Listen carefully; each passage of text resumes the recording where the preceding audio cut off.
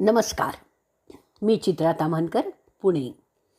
लेखक श्री अशोक कोठारे लिखित आणि ई साहित्य प्रतिष्ठानतर्फे प्रकाशित महाभारत मराठी अनुवाद या ग्रंथाचं अभिवाचन करणार आहे.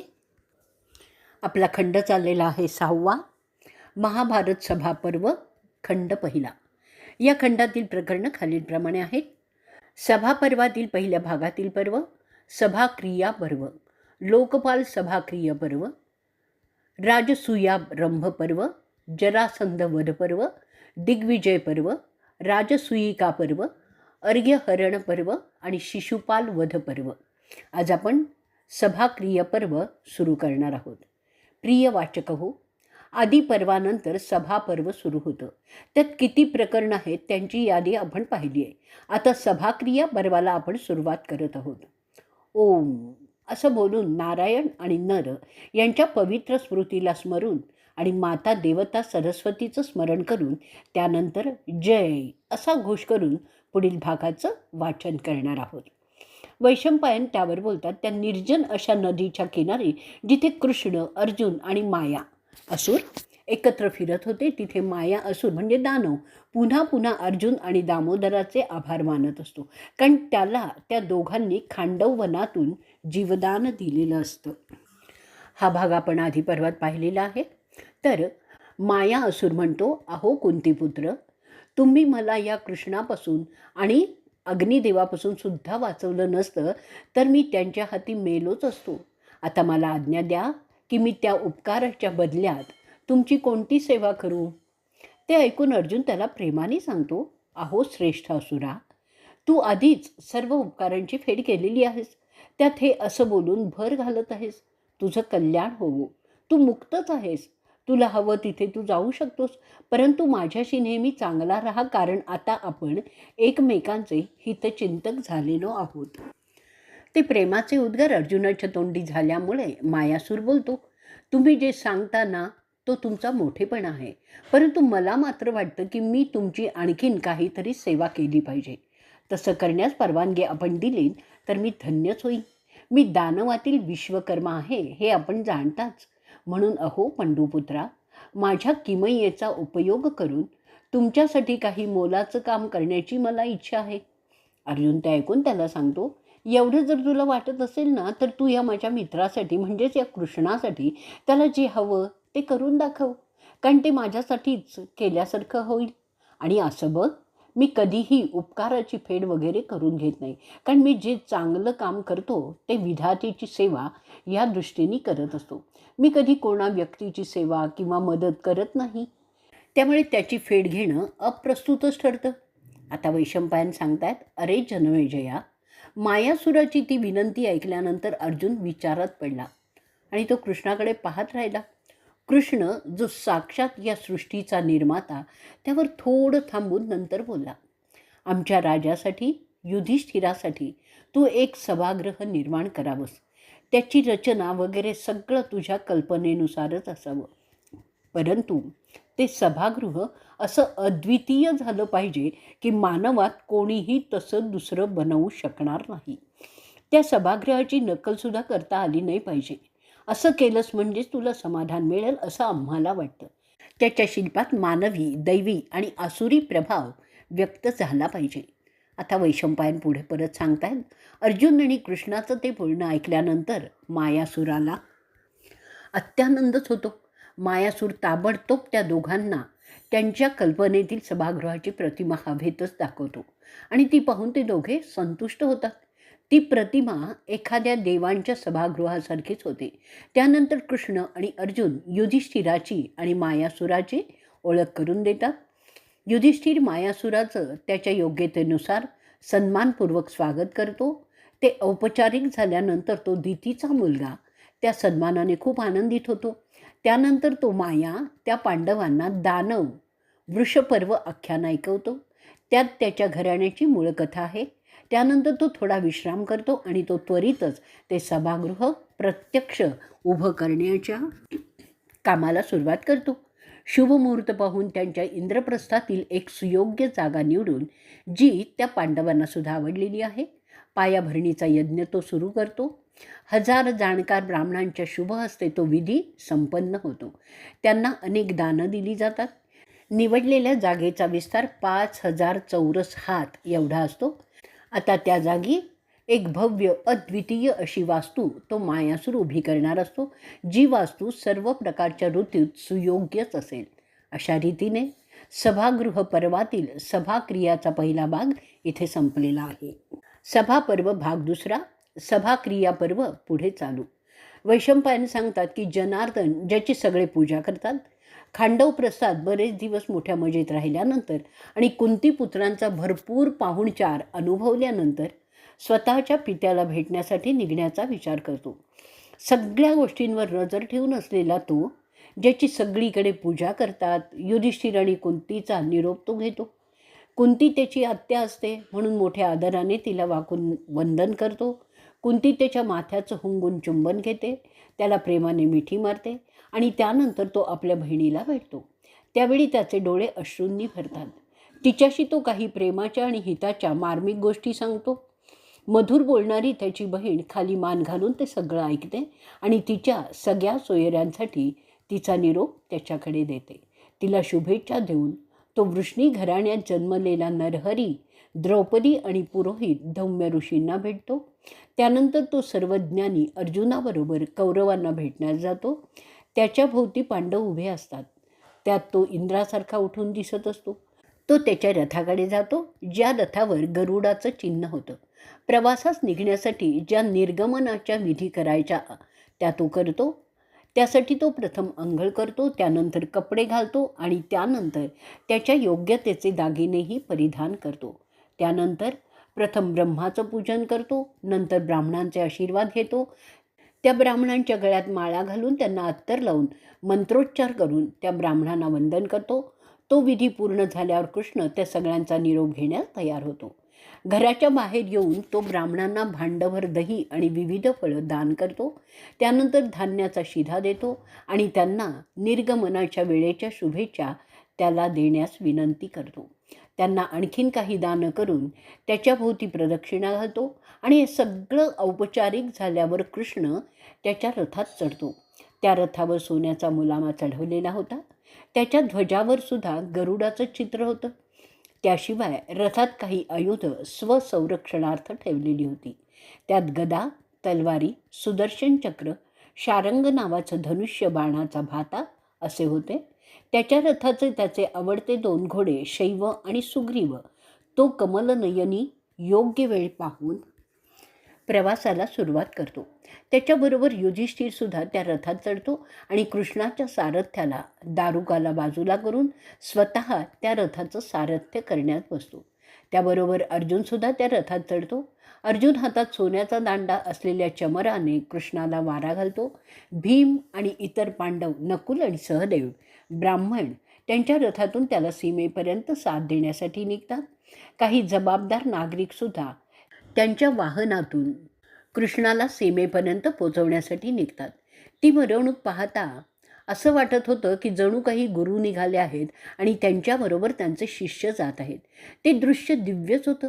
अशी ती मिरवणूक अर्धा कोस गेल्यानंतर रथ थांबतात आणि अखेरचा निरोप संस्कार सुरू होतो.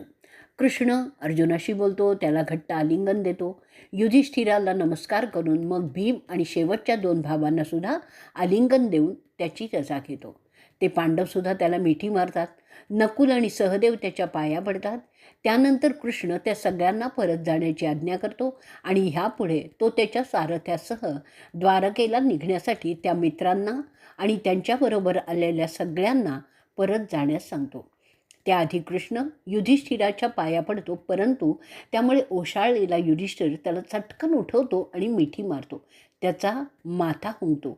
सगळ्या पांडवांच्याकडे पाहत तो सांगतो की तो परत येण्यासाठी जात आहे. ते सगळे त्याला प्रवास सुखाचा होवो असं म्हणतात. त्यानंतर कृष्ण त्याच्या रथातून थोडासा पुढे जातो आणि मागे वळून पाहतो तर त्याला दिसतं की ते सगळे त्या रथामागून पायी येत आहे. ते पाहिल्यामुळे कृष्ण परत रथ थांबवतो आणि आश्वासकपूर्वक मोठ्यांदा बोलतो की मी पुन्हा येणार आहे. ते बोलल्यानंतरच ते पांडव त्याला जाण्यास अखेरीची परवानगी देतात आणि नंतर ते सगळे त्याप्रमाणे परत फिरतात. आता त्याचा रथ वेगाने त्याच्या घराकडे निघतो. द्वारका, जी पृथ्वीवरील अमरावती होती, ते पांडव कृष्णाचा रथ नजरेच्या पलीकडे गेल्यावर ते सगळे आपल्या नगरीला निघतात. त्यांचे रथ मागून येतच असतात. त्यात ते चढतात आणि वेगाने इंद्रप्रस्थाकडे जातात. कृष्ण गेल्यामुळे त्या सगळ्यांनाच उगीचच अस्वस्थ झाल्यासारखं वाटत होतं. त्यांचं परस्पर प्रेम अतूटच होतं. कृष्ण लवकरच त्याच्या द्वारकेला गरुडाच्या वेगाने पोचतो. वैशंपायन सांगतात, युधिष्ठिर त्याच्या भावंड आणि इतर सहकाऱ्यांसह त्याच्या नगरीला पोचल्यावर सगळ्यांना निरोप देतो आणि स्वतः द्रौपदीच्याकडे जातो. कृष्ण त्याच्या घरी आल्यानंतर त्याचं स्वागत करण्यासाठी महत्त्वाचे यादव त्याच्या भोवती जमा होतात. त्यात उग्रसेनही असतो. तिथे पोचल्यावर तो कमलनयनी प्रथम आपल्या त्या वृद्ध माता आणि पिता यांना भेटतो आणि वंदन करतो. त्यानंतर मोठा भाऊ बलरामाला भेटून आपल्या आसनावर जाऊन बसतो. तिथे त्याला भेटण्यास आलेले प्रद्युम्न, शंव, निशथा, चारुदेशन, गद, अनिरुद्ध आणि भानू आणि सगळ्या इतर श्रेष्ठ यादवांची रजा घेऊन आपल्या पत्नीला रुक्मिणीला भेटण्यास तो जातो. अशा रीतीने सभापर्वातील सभाक्रियापर्वाचा दुसरा भाग इथे संपलेला आहे. सभापर्व भाग तिसरा, सभाक्रियापर्व पुढे चालू. वैशंपायन पुढे सांगतात की माया असुर अर्जुनाला म्हणतो, मी काही समयासाठी रजेवर जाऊ इच्छितो, परंतु थोड्याच वेळात मी परत येणार आहे. रजेवर जाण्याचं कारण असं आहे की आमचे दानव मैनक पर्वतावरील कैलास शिखरावर तिथे बिंदू नदीच्या काठावर एक यज्ञ करत आहे. मला तिथं जावं लागेल. आपल्या कामाबाबत सांगायचं म्हणजे मी भरपूर मौल्यवान रत्न आणि इतर वंड म्हणजे कच्चा माल जमा करून ठेवलेला आहे. ते सत्यवादी म्हणून ख्यातनाम अशा वृषपर्वाच्या वाड्यात जमावून ठेवलेले आहेत. मी पाहणार आहे तिथे गेल्यावर की ते धन अजून तिथेच आहे का. ते सगळं ठरवून मी पुन्हा परत येणार आहे आणि त्यानंतर लगेचच मी आपल्या सभागृहाच्या कामास सुरुवात करणार आहे. त्या सभागृहाच्या रचनेत अतिमौल्यवान असे रत्न जवाहीर वापरले जाणार आहेत. त्यामुळे ते सभागृह प्रेक्षणीय आणि अतुलनीयच होईल. आणखीन एक गोष्ट सांगतो. त्या बिंदू नदीमध्ये दानवराजाने एक भला मोठा सोटा लपवून ठेवलेला आहे. तो ब्रह्माच्या अजिंक्य शस्त्रांपैकी एक आहे. तो खूप वजनदार आहे. तो सोटा 1000 साधारण सोट्यांपेक्षा जास्त प्रभावी आहे. त्या महासोट्याची मूठ सोन्याची आहे आणि तो सोटा तुझ्या भीमासाठी एकदम योग्य होईल, जसा कृष्ण तुझ्यासाठी आहे. तिथे आणखीन काही महत्त्वाच्या चीजा आहेत ज्या तुम्हाला भविष्यात खूप उपयोगाच्या ठरणाऱ्या आहेत. त्यात एक शंखू आहे. त्याचं नाव आहे देवदत्त. तो वरुणाचा आहे. त्या सगळ्या चीजा मी येताना घेऊन येणार आहे. असं बोलून तो मायावी असुर निघून जातो. मायासूर ईशान्य दिशेला जातो. अर्जुनाला माहीत होतं की कैलासाच्या उत्तरेकडे असलेल्या डोंगरात रत्न आणि माणकं मोठ्या प्रमाणात मिळतात. त्या भागाला हिरण्यशृंग असंही नाव आहे. त्या शिखराच्या जवळ बिंदू सरोवर आणि त्यातून निघणारी नदी आहे. त्या नदीच्या किनाऱ्यावर फार प्राचीन काळी राजा भगीरथ बरीच वर्ष राहत होता. तो गंगादेवीचं दर्शन मिळावं म्हणून तपस्या करत होता. तिने त्याला दर्शन दिलं आणि त्यापासून तिला भागीरथी असं नाव तिच्या भक्ताच्या नावावरून पडलं. हे अर्जुन जाणत होता. त्याच किनाऱ्याला देवांचा राजा शक्र एक 100 महायज्ञ करत होता. तिथे शास्त्राची प्रथा नसताना केवळ सौंदर्य वृद्धीसाठी बरंच सोनं, रत्न आणि आणखीन बरेच काही तिथे शक्रने साठवून ठेवलेलं आहे. ते यज्ञ केल्यानंतर तो 1000 अक्ष असलेला साचीचा पती इंद्र त्याच्या त्या पदावर यशस्वीरित्या बसला. त्याच ठिकाणी या विश्वाचा निर्माता सगळी सृष्टी उत्पन्न केल्यानंतर राहू लागला. तिथे त्याची पूजा असंख्य शक्ती करत असतात. त्यात अनेक देव, असुर, राक्षस असे बरेच आहेत. त्याच ठिकाणी नर, नारायण, ब्रह्मा, यम आणि 5वा स्थानू असा सर्वांनी 1000वे युग संपलं तेव्हा त्यासाठी यज्ञ केले होते. सृष्टीत पुण्य आणि धर्म म्हणजे कर्तव्य करण्याची प्रवृत्ती प्रस्थापित व्हावी म्हणून खऱ्या मनाने वासुदेवाने अनेक वर्ष यज्ञ केलेले होते. त्या दरम्यान त्याने यज्ञाच्या काठ्या आणि वेदी ठेवलेल्या आहेत ज्यांना सोन्याचा मुलामा आहे. त्याची पूजा केली तेव्हा त्यांनी घातलेले सोन्याचे हार तिथे तसेच पडून आहेत. त्यांचं तेज अवर्णनीयच आहे. मी तिथेच जातो आहे. माया सांगतो अर्जुनाला, ते सगळं आपलंच आहे, तर मी ते सगळं इथे आणून त्याचा वापर आपल्या सभागृह बनवण्यात करावा असं म्हणतोय. त्यात अनेक अमूल्य शंख स्फटिकं आहेत, जे वृषपर्वाचे आहेत. तिथे मायासूर गेल्यानंतर तो ती अफाट धनसंपत्ती ताब्यात घेण्यासाठी प्रयत्न करतो. परंतु त्या धनावर संरक्षक म्हणून यक्ष आणि राक्षस नेमलेले होते. त्यांना कसं तरी समजावून समाधान करून तो ती सगळी संपत्ती ताब्यात घेतो. त्या सामुग्रीच्या मदतीने तो एक स्फटिकासारखा सुंदर महाल तयार करतो.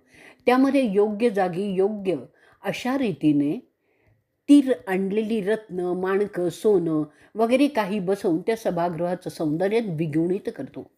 तीनही जगात ते देखणं सभागृह एकमेव झालेलं होतं. मायासूर त्याने आणलेला भला मोठा सोटा भीमाला भेट देतो. अर्जुनाला ते इंद्राचं मौल्यवान शंखू, ज्याच्या आवाजाने सर्व पशु घाबरून थरथर कापतात, ते भेट करतो. त्या सभागृहाचे खांब सोन्याचे होते. त्याचे विस्तार क्षेत्र 5,000 चौरस हात एवढे होतं. त्याची शिल्पता अप्रतिमच होती. जसं जणू साक्षात अग्नी किंवा सूर्य किंवा सोम त्यांच्या चमकण्याने अंधार संपत होता. सूर्यापेक्षाही जास्त तेजस्वी, परंतु चंद्रासारखं शीतल असं ते होतं. त्या प्रभेत स्वर्गीय आणि भूतलाचं मिश्रण होतं. काहीतरी अवर्णनीय असं सगळं होतं. जसा तो तयार होत होता त्याची प्रभा सगळ्यांना प्रभावित करत होती. मायाने मोठ्या मेहनतीने बांधलेला तो महाल विस्ताराने अवाढव्यच होता. त्याचे आतलं शिल्प देखणं होतं. त्याच्या भिंती सोन्याच्या होत्या. त्या भिंतींवर सुंदर चित्र काढलेली होती आणि त्यामुळे त्या सभागृहाचं अंतरंग विलक्षण आनंददायक झालं होतं. उत्कृष्ट सामुग्री वापरलेली असल्यामुळे त्याकडे सतत पाहत राहावं असंच पाहणाऱ्याला वाटावं. त्यातील एक एक कृती कौतुकास्पदच होती. सुंदर कमानी, दरवाजे, सोन्याचे चमकणारे खांब, असं सगळं काही दिव्य होतं. त्याची स्तुती करण्यासाठी शब्द खरंच अपुरेच पडले असते. दशरथाच्या वंशातील थोर राजा सुधर्माच्या राजमहालापेक्षा तो कितीतरी पटीने सुंदर होता. किंवा समजा ब्रह्माच्या वाड्यापेक्षाही सरस होता. काय वर्णन करावं त्याचं.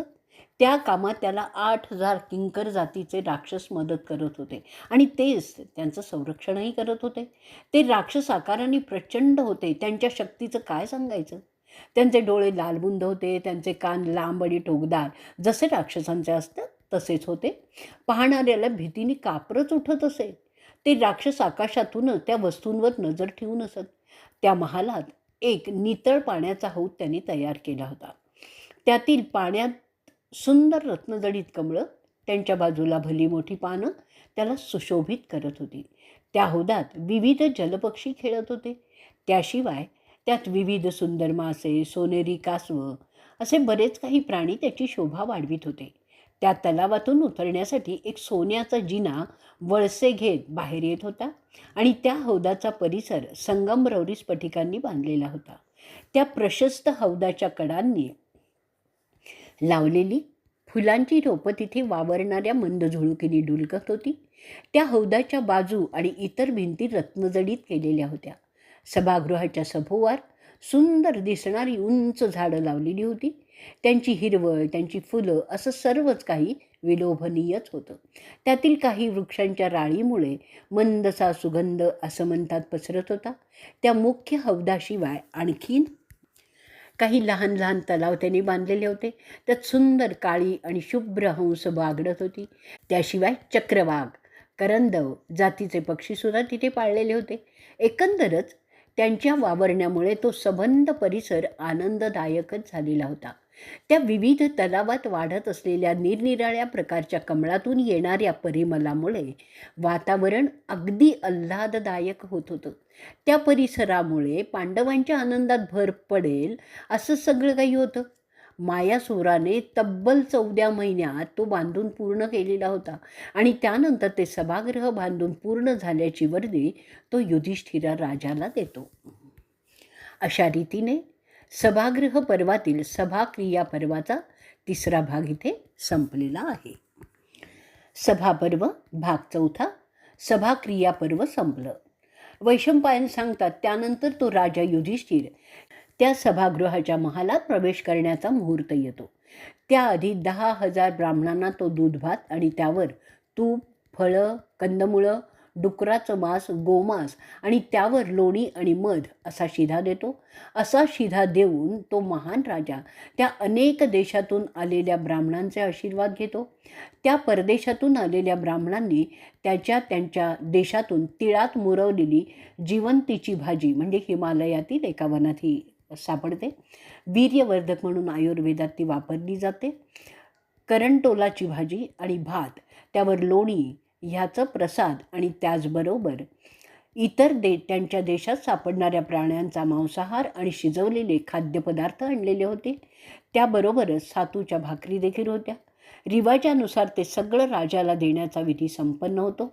त्याशिवाय बरीचशी त्या देशाची वैशिष्ट्य अशी पेय आणि इतर खाद्यपदार्थ, तसंच वस्त्र, पोशाख, जगे, इतर प्रकारची कापडं राजाला त्या प्रतिनिधी ब्राह्मणांनी दिली आणि ते सगळं राजा फुलांनी सुशोभित करत होता, असं दाखवण्यासाठी की ते सगळे राजे आदरपूर्वक स्वीकारत आहे. ते सगळं विधीपूर्वक त्या ठिकाणी सादर झालं. त्यानंतर राजा त्या प्रत्येक ब्राह्मणाला 1,000 गाई दान करतो.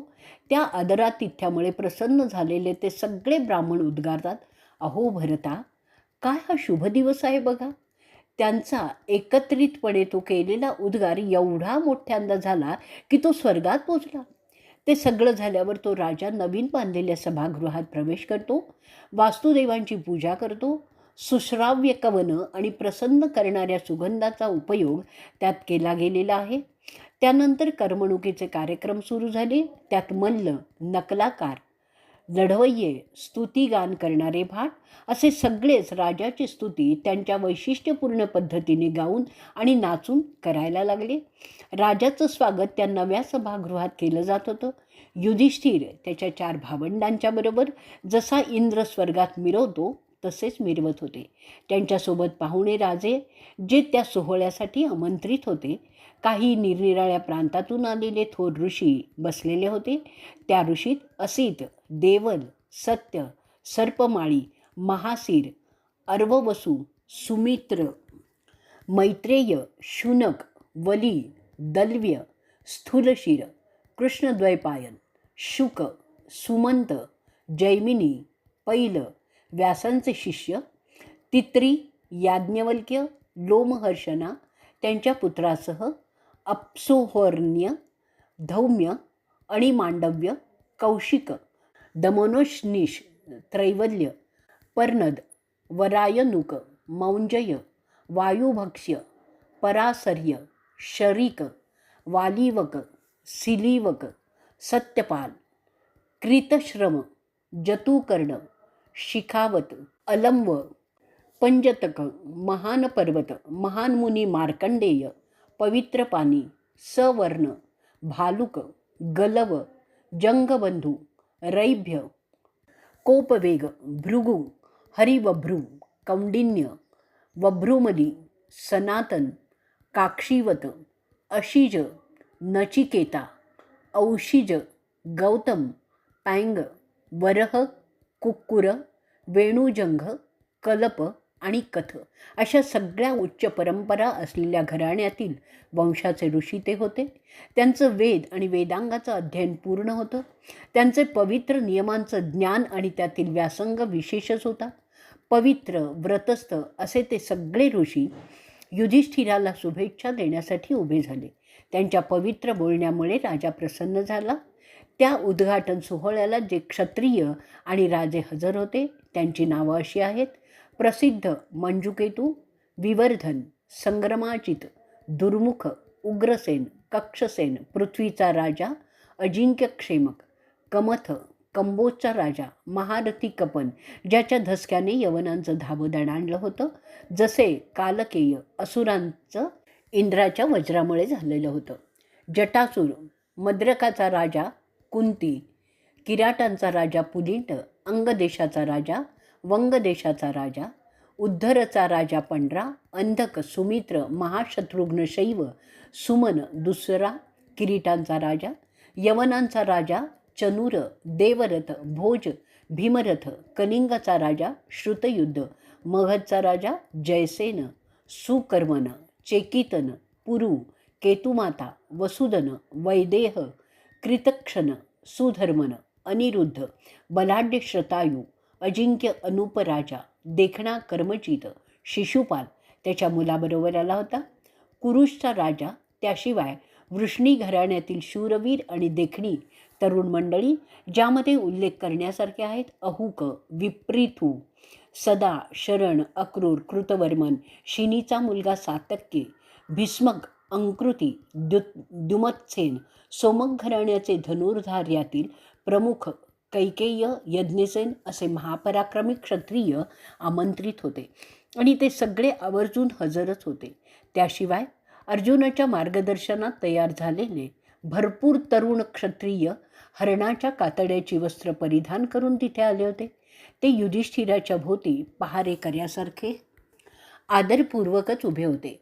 त्या नव्या बांधलेल्या सभागृहात त्या कुंतीपुत्रांचे ते सगळे कौतुकच करत होते.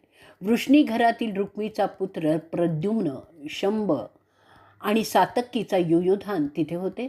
त्याशिवाय धनंजयाचे मित्र तिरनवुरू, गंधर्व चित्रसेन त्यांचे पदाधिकारी तिथे होते. त्या सोहळ्याची मजा लुटण्यासाठी कित्येक अप्सरा आणि गंधर्वही आले होते. त्यांना साथ देण्यासाठी किन्नरही आले होते आणि ते सगळे गाणी बजावणी आपापल्या वाद्यांसह करत होती, ज्यामुळे त्या प्रसंगाला वेगळीच रंगत आली होती. बरीच आमंत्रित मंडळी त्यांच्या त्या सुमधुर संगीताने लुब्ध झालेली होती. त्यात अनेक ऋषी तल्लीन झालेले दिसत होते. त्या सगळ्या प्रियजनांच्या, सोबत्यांच्या, दोस्त्यांच्या साथीनेच पंडुपुत्र एका वेगळ्या सुखानंदात गेले होते. त्यांच्या जीवनातील तो एक सुंदर दिवस होता. त्या सोहळ्याचा युधिष्ठिर केंद्रबिंदू झाला होता. जणू काय तो सोहळा त्याच्या राजरोहणाचाच असावा असंच वाटत होतं. आणि अशा रीतीने सभागृह पर्वातील सभाक्रिया पर्वाचा 4था भाग इथे संपलेला आहे.